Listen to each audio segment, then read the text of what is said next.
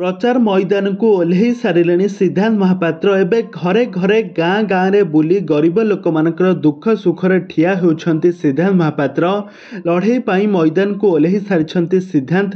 दर्शक बंधु आपण मैंने समस्ते जानिथिबे सिद्धांत महापात्र दिगपहंडी निर्वाचन मंडली रे विधायक प्रार्थी भाव में ठिया होइछंती। आ बहु जनसंख्या तांको जनसाधारण माने तांको पछरे जाई तांको समर्थन करुछंती।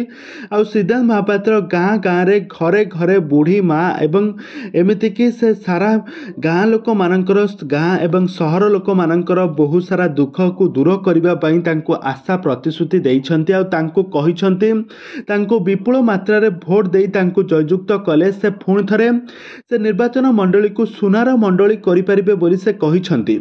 किंतु एपटे बहुत बड़ा बहुत जोरसोर से चर्चा होउछि कि तांको अपर पार्टी रे बीजेडी पार्टी रे ठिया होइछंती विप्लव पात्र हेउछंती बापांक परे तांको पुअर पाଳି पड़िछि दिगपहंडी रे दिवंगत नेता सूर्य नारायण पात्रंक स्थान रे बीजेडी पार्टी रे लड़िबे पुओ विप्लव पात्र प्रथम थर पई निर्वाचन मंडली रे लड़िबे ताहा पुणी हॉलीवुड जबरदस्त अभिनेता सिद्धांत महापात्रंक सहित। सिद्धांत महापात्र बिजु जनता दल रो छाड़ी बीजेपी पार्टी रे मिसिछंती।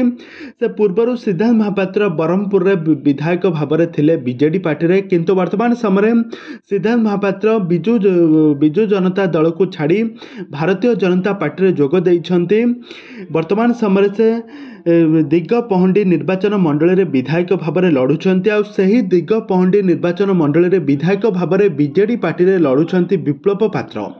तो वर्तमान समय दुहिंक मध्य बेस टकरा टकरी चली दुहे देखा खाली बाकी रहा जे किए विपुल मात्रा रे भोट रे जययुक्त होउछंती आ किए दिगपहंडी जनता साधारण जनता मानकर सेवा करुछंती देखा बाकी रहा जे। किंतु वर्तमान समय सिद्धांत महापात्र तांकर मैदान को ओह्लई सारी प्रचार बहुत सारा प्रचार प्रसार कर चली सारा ओडिशावासी सपोर्ट करुछंती बोली सिद्धांत महापात्र कहिछंती। तेबे दर्शक बंधु आपण मानकु किए लागुछि दिगपहंडी निर्वाचन मंडली रे किए जितिबो आ किए हारिबो आपण माने आम चैनल माध्यम रे हमकु कमेंट बॉक्स रे निहाती भाबे कमेंट बॉक्स रे कमेंट करंतु।